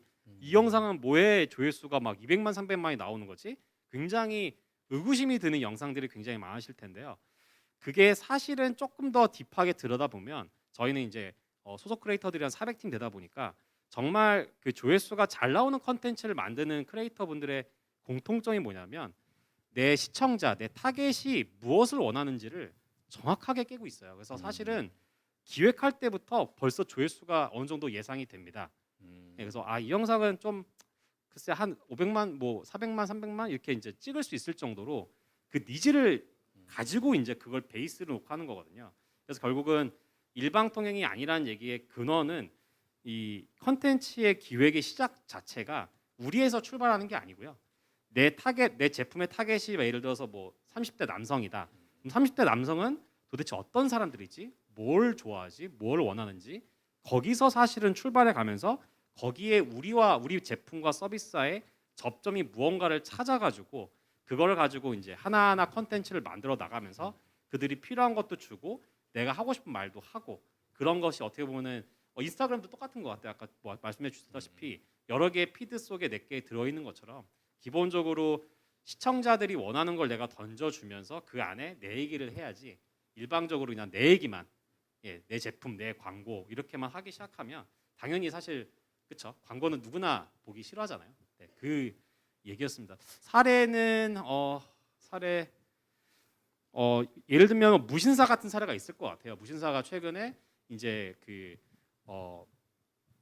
뭐라고 그러죠? 그 직장인들의 어떤 패션 가지고 이제 컨텐츠를 만들어 가고 있는데 어떻게 보면 그게 저는 굉장히 좋은 접근이라고 생각하거든요. 그냥 어떻게 보면 과거의 패션 브랜드에서는 패션 모델 뭐 흔히 말하는 뭐 SSFW 시즌 해가지고 굉장히 깡마른 모델들이 좀 난해한 옷을 입고 나오면서 일반인들 입장에서는 되게 공감이 가기 어려운 것들이었는데 어떻게 보면 무신사는 대중들이 입을 수 있는 일반인들이 입을 수 있는 옷을 가지고 그다음에 그들이 실제로 그 옷을 입고 일하는 환경에서 그 옷에 대한 브랜딩, 패션에 대한 이야기 이런 거를 풀어나갔던 게 저는 되게 성공적이지 않았나라고 생각합니다. 네. 네, 이 질문에 대해서 혹시 인스타그램 쪽에서도 뭐 예로 들어주시거나 사례로 추천해 주실 만한 사례가 있을까요? 기업의 마케팅이요. 네, 네. 사실 기업들도 인스타그램을 많이 사용하고 있고 네. 요즘 뭐 페이스북이나 이런 쪽을 원래는 많이 사용하다가 다 인스타그램 아니면 유튜브로 이제 넘어와 있는 추세인데 유튜브는 기본적으로 되게 많은 내용과 뭐 그런 것들을 담을 수 있는 대신에 시간과 비용이 많이 들어가는 부분이 있잖아요. 인스타그램은 되게 간결하게 우리 이런 제품 나왔지롱 이거 하나만 딱 사진 하나만 찍어서 올려도 되기 때문에 기업들도 인스타를 많이 사용하고 있는데 아까 저도 이제 설명드렸고 말씀 주신 것처럼 기업에서 아무리 그래도 기업에서 만약에 내 제품만 계속 올리면 사람들 입장에서 솔직히 안 보죠. 굳이 볼 이유가 없고 팔로우를 해가면서 홍보하기로 무진장 홍보만 해서 돈으로 사람들한테 강제로 노출을 시키는 방법이 아니면 팔로우까지 하면서 보기 위해서는 아까 제가 말씀을 드린 것처럼 다른 정보를 적절하게 섞거나 아니면 감성인 부분을 공략을 하거나 뭐 그런 게 있을 것 같습니다. 네, 사실 광고인데 광고가 아닌 것처럼 느껴지게 해야 된다 이제 이런 말씀이지 않은가 싶어요. 되게 어려운 부분인 것 같고, 근데 이제 우리 제품이 좋다면 이것만 강조하기보다는 예상되는 어떤 고객층, 타겟층들이 관심 갖고 있는 분야 아니면 궁금해하는 건지 이런 것들로 콘텐츠를 만들면서 거기에 우리 제품의 이야기들을 덧붙이는 게 중요하다 이런 말씀을 해주신 것 같고요. 그다음 해시태그 관련한 질문들이 좀 몇 가지 올라와 있어요. 해시태그를 잘 다는 비법은, 그다음에 적절한 해시태그를 찾는 방법, 그리고 해시태그는 뭐 무조건 많이 넣는 게 좋을지 아니면 연관되는 것 중심으로 적당히 넣는 게 좋을지 이런 질문들이 올라와 있는데요. 이건 아무래도 그 인스타에 하시는 분들이 질문해 주신 것 같아요. 그래서 이진아님이 대답을 해주시면 좋을 것 같습니다. 네, 해시태그 사실 잘 단다라는 게 판단하기가 약간 어려운 부분은 있어요. 왜냐하면 해시태그 아까 제가 이제 해시태그를 통해서 노출이 많이 되었던 거를 보여드리긴 했는데 그게 특정 어떤 해시태그를 타고 왔는지까지는 디테일하게 나오지가 않아요. 네. 그래서 사실은 많이 달면은 좋긴 한 게 그 중에 어떤 거 하나는 걸릴 수도 있는 거죠. 사실은 어떤 해시태그에 걸릴지 사실 모르는 거예요. 저도 모르는 거고 그 누구도 인사이트를 통해서 알 수가 없어요. 어떤 해시태그에 걸렸는지는. 그래서 많이 넣는 게 좋은데 그거를 이제 저는 이제 팁을 간단하게 드리자면 이게 본문상에 해시태그가 너무 많이 적혀 있으면 사실 내용이 되게 길고 지저분하게 보여요. 그래서 이제 사람들이 많이 사용하는 방법이 댓글에 대댓글 형태로 이제 남기는 경우가 많아요. 댓글에 뭐 이모티콘 같은 거 하나 올리고 그 밑으로 대댓글로 많은 해시태그를 걸어놓으면 이 피드 게시물 밑에 내용에는 안 보이고 근데 그 해시태그에는 걸리도록 하는 거죠. 그러면 많이 걸어놔도 사람들 보기에도 깔끔하고 많이 걸어놨으니까 그 중에 뭐 하나 걸릴 수도 있는 거고. 그래서 해시태그를 잘 다는 거를 일단 뭐 어느 정도 조금 도움이 될 수 있는 거를 이제 팁으로 드리자면 좀 벤치마킹을 하는 게 좋을 것 같아요. 내가 지금 연남동에 예를 들어서 카페를 연다 했을 때 연남동 카페 해시태그를 들어가 보셔서 다른 카페들이 어떻게 해시태그를 달았나, 잘 나가고 있는 카페들이, 유명한 카페들이, 인스타에 많이 보이는 카페들이 뭘로 달았나 그런 것들을 쭉 보시면 뭐 그 사람들이 어떤 해시태그를 쭉 달았는지 보실 수 있거든요. 그걸 좀 참고하셔서 나도 이렇게 달면 좋겠다, 이렇게 달면 사람들이 많이 좀 노출이 되겠다라는 거를 좀 아이디어를 얻으실 수 있을 것 같아요. 네, 일단 뭐 많이 다는 건 나쁘진 않다. 어떤 거라도 이제 걸릴 수 있으니까 그렇고 좀 깔끔하게 해시태그 다는 법 말씀해 주셨고요. 많이 좀 주변에 찾아봐라. 우리가 하고 있는 같은 업종에서는 어떻게 하고 있는지, 내가 이야기하고 있는 주제에는 이제 어떠한 해시태그가 달리는지 많이 좀 참고해라 이런 이야기 해주신 것 같고요. 그 직접 인플루언서로 바이럴 마케팅을 하려면 홍보 기능이 도움이 될까요? 이렇게 질문해 주셨는데 네, 어느 분이 답변해 주실까요? 아까 홍보 기능은 인스타 때 말씀하셨었죠. 네, 홍보 네네. 인스타 때 얘기를 했는데 인플루언서로 바이럴 마케팅을 한다는 게 뭐 예를 들면은 뭐 제가 이해가 되는 게 맞는지 모르겠는데 예를 들면 쇼핑몰 같은 거 하시는 분들이 직접 인플루언서인데 자신의 제품을 함께 홍보하시는 분들이 해당이 될 것 같아요. 그분들은 내가 인플루언서로서 내가 옷을 입고 내 쇼핑몰 옷들을 홍보를 하는 게 뭐 그런 케이스일 것 같은데, 그럴 경우에는 당연히 홍보 기능이 도움이 되죠. 내가 어떤 거를 입고 찍어서 올리면 그 옷을 보고 사람들이 예쁘네하고 타고 올 수 있는 거고, 그리고 사실 내가 인플루언서가 되면 지금도 이미 인플루언서이신 분들 중에 뭐 쇼핑몰을 하시거나 뭐 공구를 하시거나 이런 분들이 굉장히 많거든요. 그만큼 팔로워가 많이 생기면 뭐 어찌 보면은 잠재 고객분들이 많이 있다고 생각이 들 수 있죠. 이 사람의 취향이나 관심사에 관심이 있으신 분들인 거니까. 그러면 이 사람이 그걸로 쇼핑몰을 하거나 뭔가를 했을 때 유리한 위치에 서 있을 수 있으니까 인플루언서가 됐을 때 홍보를 해서 나를 팔로우하지 않는 사람들한테 노출을 시키는 것 자체가 사실 홍보의 궁극적인 목표니까, 날 팔로우하지 않아도 날 좀 봐줘, 내 옷 예쁘지, 나 괜찮지 않아? 하고 홍보를 계속 하면 그중에 누군가는 나를 정말 마음에 들어서 팔로우할 수도 있고 내 제품을 살 수도 있고, 당연히 도움이 될 것 같습니다. 네. 네. 그다음에 이제 이어지는 질문인데, 개인 계정과 오피셜 계정 두 가지를 가지고 있는데 판매가 목적일 경우에 이걸 그냥 하나의 계정으로 합치는 게 좋을지 아니면 따로 운영하는 게 좋을지 고민이라고 올려주셨어요. 개인 계정은 완전 개인, 그건 약간 개인 계정은 그 제품과는 전혀 관계 없는 계정인 거 아닌가요?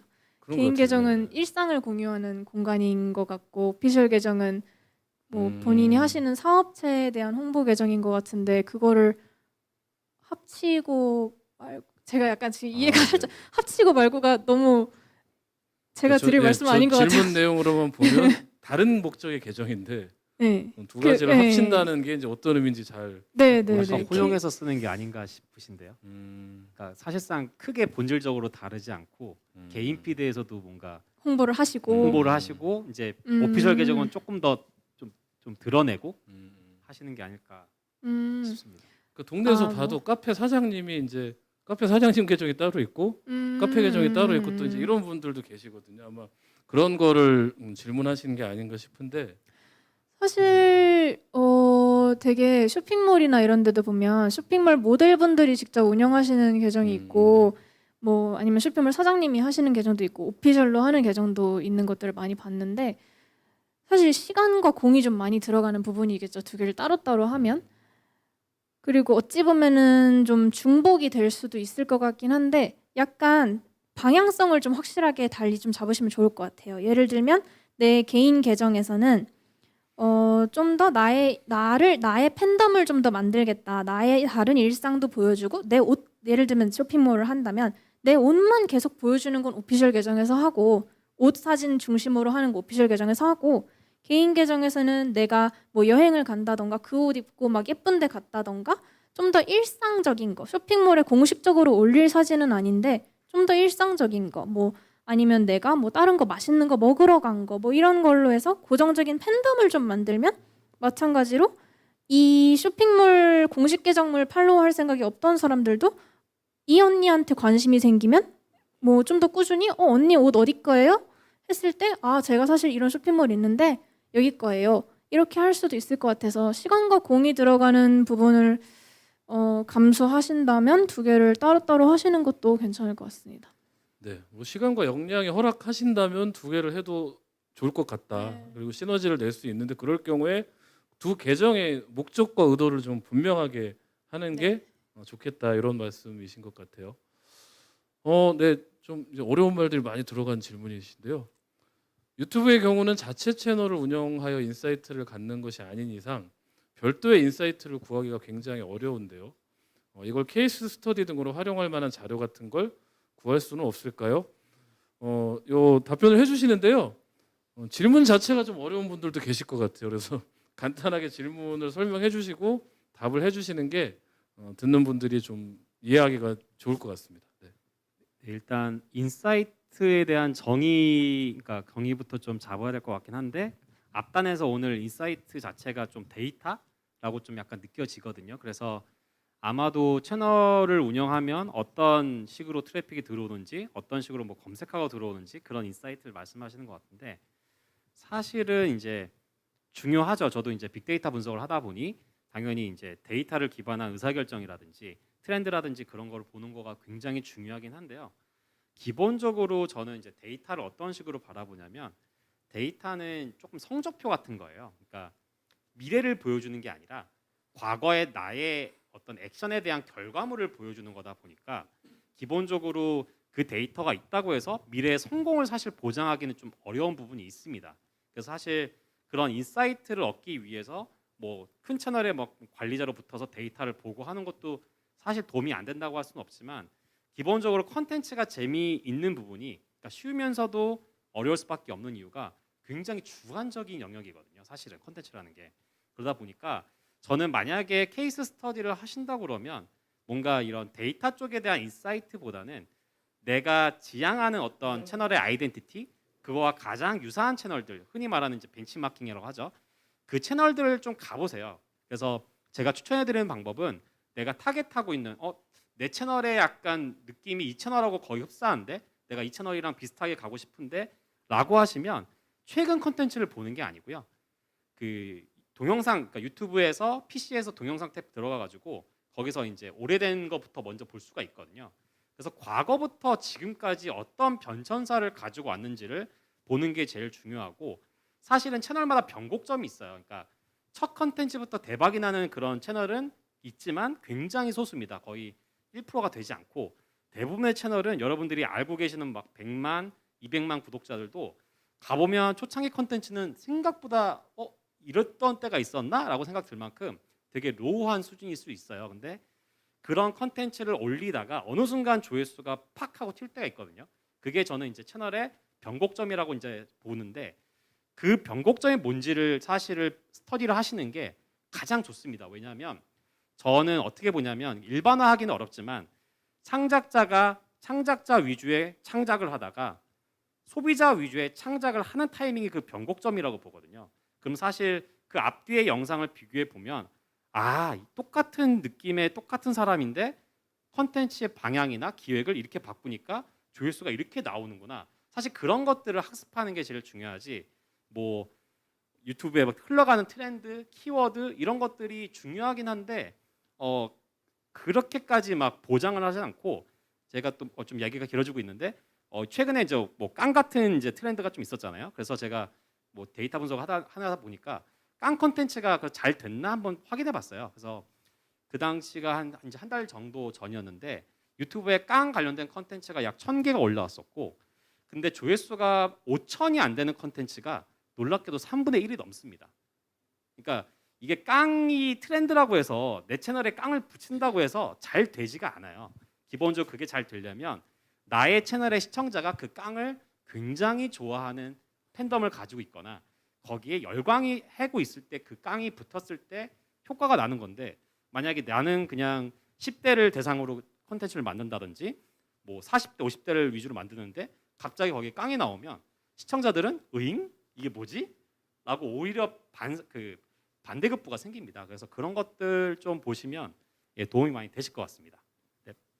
네, 데이터는 성적표다 이렇게 말씀을 해주셨어요. 그래서 좀 내가 지향하고 있는 아이덴티티와 유사한 채널을 방문해서 변곡점이라고 표현해 주셨는데요.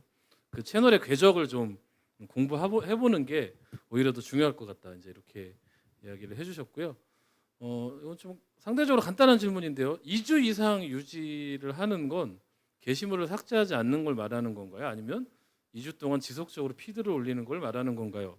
아까 인스타에서 나온 네. 질문인 것 같은데. 그 아까 처음에 말씀드린 것처럼 특정 해시태그를 검색했을 때 게시물이 노출이 되는 게 중요한 거라서 2주 이상, 그러니까 삭제하지 않는 걸 얘기합니다. 삭제하지 않고 있으면 나중에 검색했을 때 다시 그 게시물이 뜰 수 있잖아요. 삭제하지 않는 걸 얘기합니다. 이거를 지속적으로 올리라고 하면 아무도 안 하죠. 그렇죠. 매일 올려야 되니까. 네. 그래서 지금 답변 중에 노출 얘기가 나왔는데요. 그래서 아까 제가 보니까 노출과 도달의 차이는 뭐냐 이런 질문도 올라왔었거든요. 그래서 이어서 답변을 좀 해주시는 게 어떨까 싶어요. 네네. 그러니까 도달은 사실 비슷할 수 있는데요. 도달은 본 사람을 얘기하고요. 노출은 본 횟수를 얘기해요. 그래서 1000명이 봤으면 도달은 1000이에요. 근데 그 1000명이 한 사람당 2번씩 봤으면 노출은 2000. 그렇게 되는 거죠. 그래서 도달은 중복이 안 되는 개념인 거고 노출은 한 사람이 100번 보면 100번씩 왔다 갔다 하면서 계속 봤으면 100번으로 찍히고. 조회수 같은 거네요, 노출이 일종의. 네네네. 네, 자 그럼 이제 질문이 그 인스타가 요즘 뭐 대세라고 하고요, 많이들 하시긴 하는데 또 페이스북에도 이제 유저들이 많고 또 주요한 광고 플랫폼으로 아직까지 영향력이 강하다 이런 이야기를 들었는데요. 맞는 이야기일까요? 페이스북과 인스타 홍보의 차이는 무엇일까요? 이런 질문을 해주셨어요. 그래서 저는 일단 두 분이 다 좀 답변해 주셨으면 좋겠고 여기 나온 이제 페이스북, 인스타, 유튜브 뭐 좀 여러 가지 SNS가 있잖아요. 그리고 근데 뭐 이걸 다 하면 좋겠지만 내가 이제 어느 타겟층 그리고 어떤 제품, 뭐 어떤 업종에 따라서 좀 적합한 SNS 매체가 있을 것 같아요. 그래서 뭐 인스타나 유튜브를 예로 들어서 그런 부분들을 좀 설명해 주시면 좋을 것 같고 먼저 노성산 팀장님 먼저 한번 말씀을 해주시죠. 네, 인스타는 전문가 옆에 계셔가지고 제가 뭐 굳이 이렇게 설명드리긴 좀 애매한 것 같고 제가 딩고에 있을 때 이제 같은 컨텐츠를 페이스북하고 유튜브에 동시에 업로드하는 그런 시스템이 있었어요.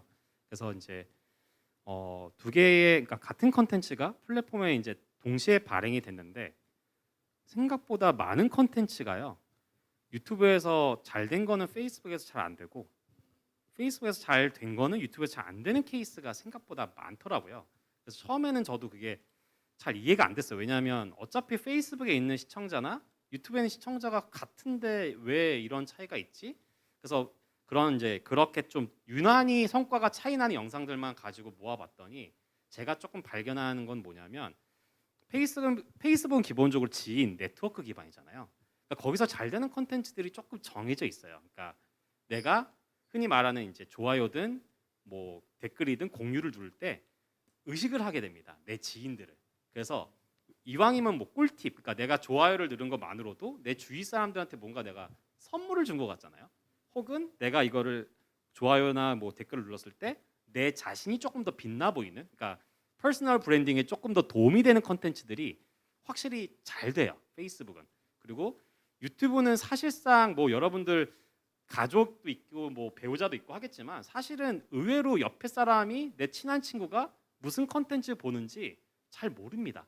그러니까 나는 유튜브는 나 혼자 보는 거고 되게 익명이잖아요. 내가 댓글을 달던 구독을 달던 그게 내 주위 사람들이 모르다 보니까 여기는 내 어떻게 보면은 내 천연의 내 본질에 완전 내 관심사에 그러니까 진짜 내가 좋아하는 거를 보러 유튜브를 많이 찾고 페이스북은 나를 좀 더 홍보하기 위해서 찾다 보니까 기본적으로 잘 되는 컨텐츠의 유형이 조금씩 다르고 그래서 저는 광고 플랫폼도 똑같다고 생각해요. 기본적으로 그러니까 그러니까 흔히 말하는 이제 하나의 뭔가 컨텐츠를 만들어서 굉장히 다양한 플랫폼에 똑같이 업로드 하시는 전략을 하는 이제 기업들도 많은데 그게 조금 저는 효과적이지 않다는 게 인스타는 사실 비주얼이 처음부터 끝이라고 저는 보거든요. 그럼 사실은 내추럴하게 찍은 영상 그런 것들은 유튜브에는 맞을 수 있어요. 근데 인스타에는 안 맞습니다. 그리고 페이스북은 조금 더 중간 단계라고 볼 수도 있고 그렇기 때문에 사실은 같은 컨텐츠라고 하더라도 이 사람들이 내 컨텐츠를 뭔가 바이럴 시키고 공유를 시킬 때 이 컨텐츠가 그들의 뭔가 셀프 브랜딩에 도움이 될 정도의 퀄리티는 기본적으로 나와줘야 되다 보니까 기본적으로 그런 플랫폼의 특성이 저는 좀 있는 것 같습니다. 네, 어떤 이제 관계망 또 친밀도 자기를 드러내는 홍보 이제 이런 게 기반한 페이스북하고 나 혼자 보면서 어떻게 좀 자신의 이제 본능과 뭐 욕구에 더 좀 충실한 유튜브 뭐 이런 차이들을 좀 말씀해 주신 것 같고요. 네, 이진아님도 페이스북과 인스타 뭐 여기 유튜브까지 같이 말씀해 주셔도 좋을 것 같고요. 네, 저도 뭐 말씀해주신 대로 되게 특성이 진짜 다르긴 해요. 근데 페이스북은 말씀하신 대로 정보를 좀 얻고 정보를 공유하고 약간 이런 게 너무 특성화되어 있다 보니까 사실 요즘 보면은 그 페이스북 이용자, 인스타 이용자들을 비교를 했을 때 연령층이 일단 굉장히 달라요. 페이스북은 사실 50대 이상이 굉장히 많이 사용을 하시고요. 20대에서 40대는 다 인스타를 많이 하고 있습니다. 그래서 사실 저희 엄마는 페이스북으로 정보를 취득을 하시는데 제 주변 그 누구도 페이스북을 하지 않아요. 그래서 사실 뭐 예쁜 카페를 열었다던가 할 때 아무래도 20, 30대 여성분들이 제일 많이 가잖아요. 옷 쇼핑몰도 마찬가지고. 그러니까 타겟을 하는 고객층이 예를 들어서 50대 이상이다 하면 뭐 페이스북에 정보적인 느낌으로 되게 좋은 꿀팁과 정보를 제공하는 느낌으로 페이스북에 올려서 홍보를 한다면 효과가 있을 수 있을 것 같아요. 근데 그게 아니라면 기본적으로 이제 사람들의 인식 속에 페이스북은 되게 광고를 하는 곳이라는 게 너무 강하게 박혀서 반감을 좀 가지고 안 들어가는 경우가 굉장히 많아요. 인스타도 사실 광고를 많이 하는데 그럼에도 불구하고 아직도 많은 사람들이 인스타로 다 자기 일상 공유하고 되게 사진 간단하게 찍어서 올릴 수 있으니까 되게 아직도 그래도 인스타를 사람들이 좀 일상적이고 좀 더 개인적이다라고 생각을 조금은 더 하기 때문에 페이스북보다는 그런 것들에 좀 반감이 적기 때문에 뭐 똑같은 광고 그런 걸 올렸을 때도 페이스북에서는 그냥 보지도 않고 패스. 약간 이렇다면 인스타에서는 내 친구가 뭐 올렸네 하고 그냥 한 번쯤 보고 지나가고 좀 이런 게 있는 것 같아요. 예.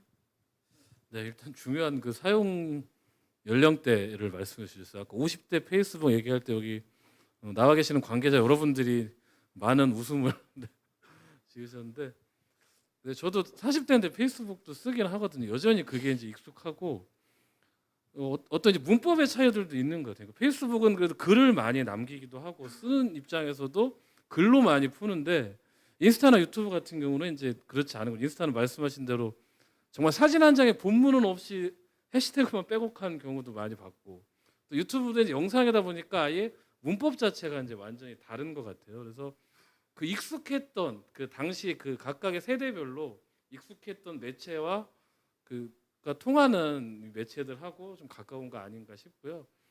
네, 20, 30대를 타겟으로 하시는 분들은 인스타를 빨리 개설하시고, 네, 50대 이상을 노리시는 분들은 페이스북 마케팅을 강화하셔라. 일단 네, 이런 말씀 해주신 것 같습니다. 네, 요 되게 간절한 질문이신데요. 인스타그램 사진 업로드 하루에 여러 장 하는데 오히려 팔로워가 주는 것 같아요. 유유 이렇게 해주셨어요. 네, 하루에 여러 장을 해서 네. 그럴 확률이 높을 것 같습니다.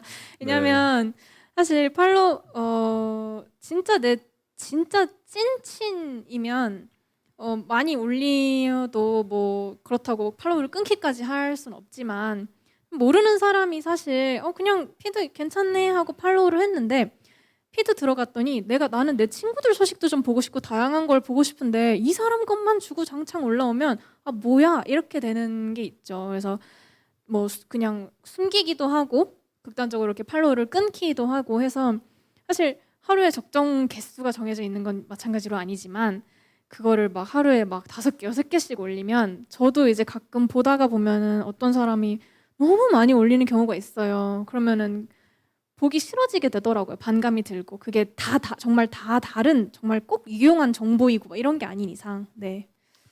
네, 그 좋은 얘기도 3번 들으면 질린다 이런 얘기처럼 너무 많이 나의 피드를 점령하고 있으면 오히려 이제 팔로워가 끊길 수도 있다 이런 말씀 해주신 것 같고요.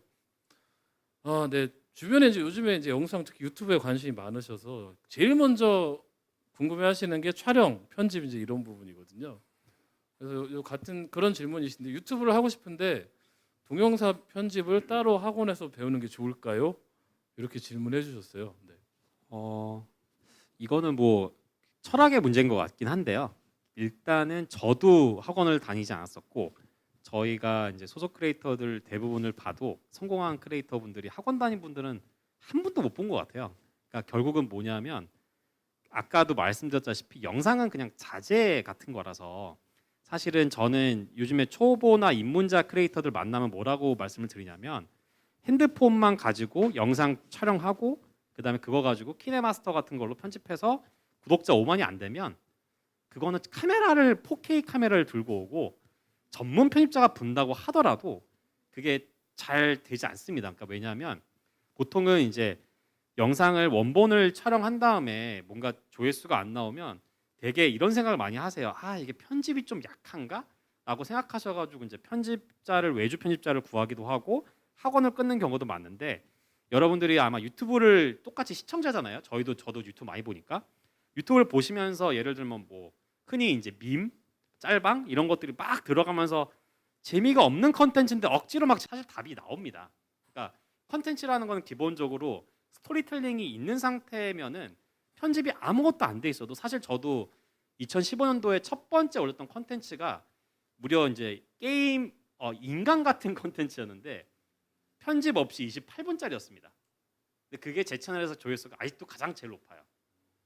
그리고 그래서 그런 것들을 보면은 이게 영상 편집을 따로 배우지 마시고 가장 편한 거는 그냥 집에 그러니까 이미 있는 핸드폰 대신 촬영할 때 항상 그 비행기 모드로 왜냐면 한창 촬영하고 있는데 전화 왔다 뭐 이러면 문자 왔다면 끊기거든요. 그래서 촬영하시고 기본적으로 그 키네마스터 한번 깔아보셔서 뭐 해보시면 좋을 것 같은데 키네마스터도 저기 제가 추천드린 유튜버가 기태의 키네마스터인가 검색하시면 그 재생 목록에 그 입문과 과정이 쫙 나오는데 그렇게 어렵지 않고 웬만한 컨텐츠를 다 만들 수 있습니다. 그래서 일단 시도해 보시고 실제로 지금 50만, 70만 크리에이터 분도 핸드폰으로 아직도 편집하시는 분들이 꽤 있어요. 그래서 장비와 도구는 전혀 중요하지 않다.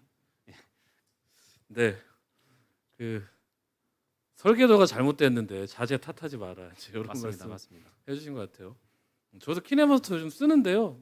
말씀하신 대로 괜찮더라고요. 그렇게 괜찮아서, 어렵지 않죠. 네, 유료 버전을 얼마 전에 결제했는데 뭐 그것만으로도 웬만한 영상을 만들 수 있겠다 이런 생각이 들긴 합니다. 근데 이어서 질문 올라왔는데 딩고 진짜 재밌게 봤습니다. 관련된 에피소드 없을까요?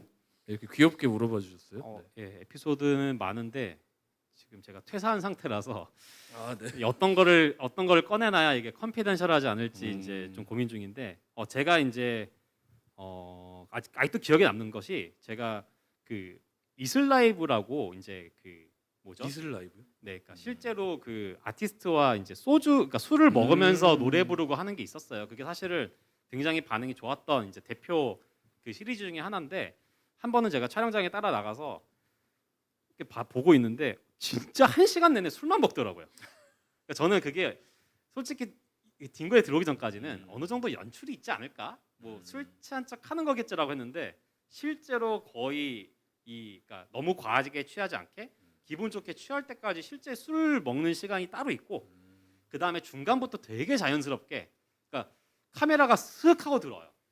그래서 그런 거 보면서 딩고가 되게 그런 어떤 뉴미디어의 어떻게 보면 그 최초 주자였잖아요. 그래서 그런 진정성 있는 컨텐츠, 그 다음에 좀 주자가 없는 컨텐츠 이런 걸 만들기 위해서 생각보다 PD 분들이 굉장히 노력을 많이 하시는구나 그런 것이 좀 감명 깊었습니다.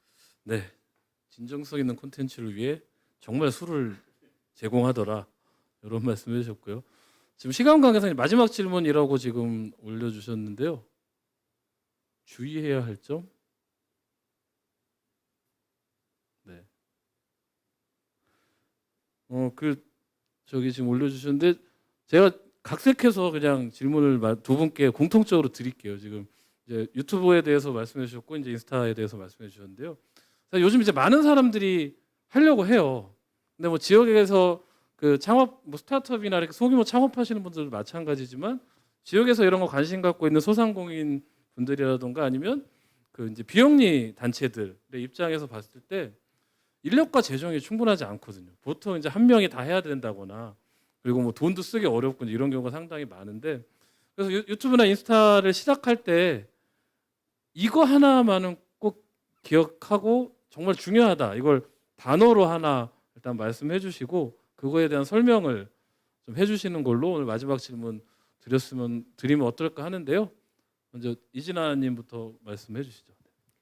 저는 아까도 되게 거듭 말씀을 드리긴 했는데 감성 이 네. 키워드가 제일 중요하죠. 사실 인스타는 그 톤앤매너 아까 설명드렸는데 어떤 걸 방향성으로 잡을지를 정말 처음에 딱 잘 잡으시는 게 되게 중요할 것 같아요. 인물이 중심이 됐으면 주구장창 정말 이 인물을 진짜 팬덤을 딱 만들어야 되는 거고 정보가 중심이면 계속해서 그 맛집 정보를 꾸준히 올려줘야지 그 팬덤이 유지가 되지.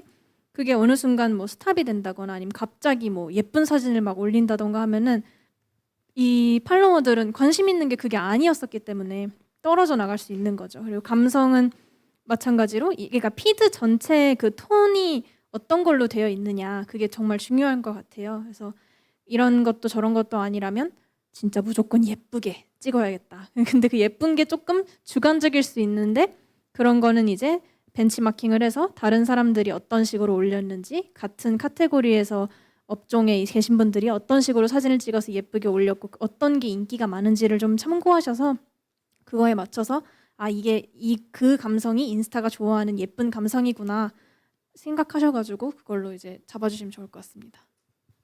네, 뭐 감성이라는 한마디로 일단 정리해 주셨고요. 요즘에 이제 인스타 감성, 뭐 인스타 감성 이런 얘기들 많이 하는데 사실 이걸 뭐 콕 집어서 이렇게 명확하게 설명하기는 되게 어려운 부분이 있는 것 같아요. 아까 말씀하신 대로 어떤 되게 주관적인 영역이기도 하고 이제 예쁘다 미라는 게 그래서 뭐 여러 가지 벤치마킹을 해보되 뭐 결론적으로는 이제 그 피드의 주인이 이제 어떻게 이쁜 걸로 채워 나갈까 이제 이게 핵심이 아닐까 싶고요. 어쨌든 감성이라는 한마디로 강조를 해주셨고요. 네, 노성산 팀의 유튜브에서는 뭘 반드시 기억해야 될까요? 뭐 스토리텔링에게는 앞에 주구장창 했으니까 저는 이거는 그냥 똑같은 것 같아요. 뭐 컨텐츠 창작자 그다음에 내가 컨텐츠를 발행하는 사람이 된다고 하면은 첫 번째로 그냥 놓치지 말아야 될 거는 꾸준함인 것 같아요. 그래서 사실은 뭐 그냥 죽이 되든 밥이 되든 무조건 많이 올려라라고 말씀드리는 건 아니고 우리가 어려운 게임을 하다 보면은 처음에는 예를 들어 3초 만에 죽었어요. 근데 두 번째, 세 번째 하면 자연스럽게 이게 5초, 7초, 10초 늘어나잖아요. 저는 똑같다고 생각해요. 처음부터 대박을 노리고 컨텐츠를 만드는 거는 평생 컨텐츠를 만든 사람도 하기 힘들거든요.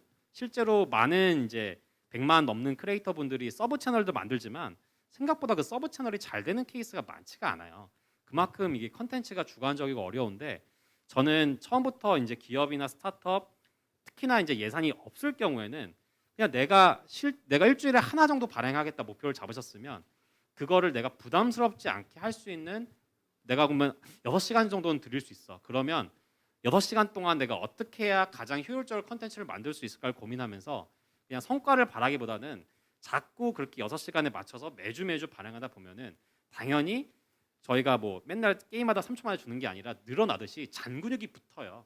감도 오고 이 컨텐츠는 왜 조회수가 원래는 뭐 500, 1000 나왔었는데 갑자기 2만이 나왔네? 얘가 왜 나왔지?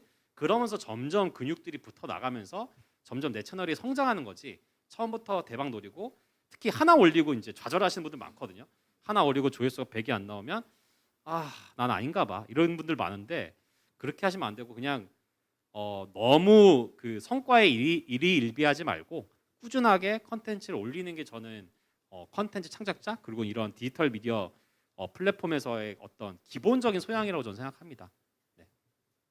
네, 꾸준함을 강조해 주셨고요. 그리고 저희 옛말에 그런 말 있잖아요. 공부는 엉덩이로 하는 거다. 이제 이런 것처럼 그 처음부터 뭐 대박을 노리거나 하지 말고 내가 소화 가능한 수준의 목표를 잡아놓고 꾸준하게 하는 게 일단은 가장 중요하다. 이렇게 말씀해 주신 것 같아요. 그래서 앞에서 이제 스토리텔링, 뭐 진정성, 진솔함 이런 거를 강조해 주신 것과도 이제 맞닿아 있는 것 같아요. 내가 이 콘텐츠로 대박을 내야지 이런 것보다는 꾸준하게 나의 이야기를 전하고 그 속에서 내 청취자, 그 영상을 보는 사람들이 원하는 것도 같이 소통할 수 있는 이제 이런 것들이 중요하다 이렇게 강조를 해주신 것 같고요.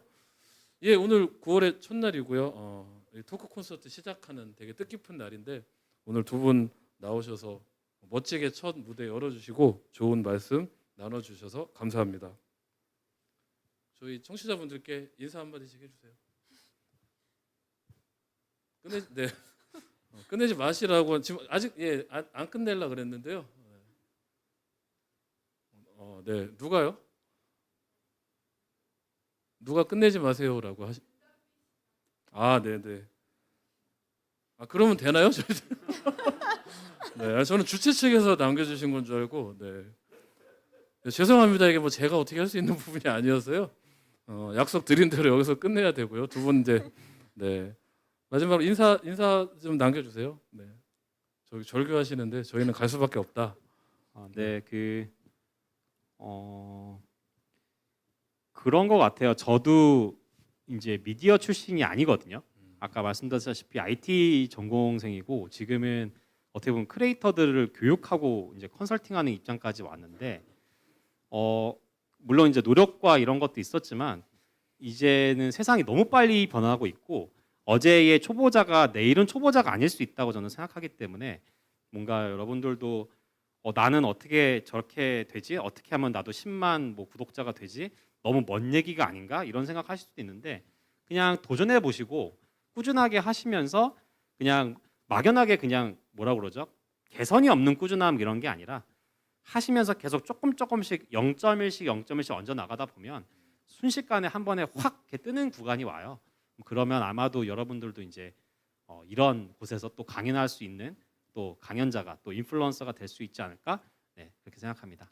네, 0.1씩 성장하다 보면 변곡점을 맞이하게 될 거다. 그 말씀해 주신 것 같습니다.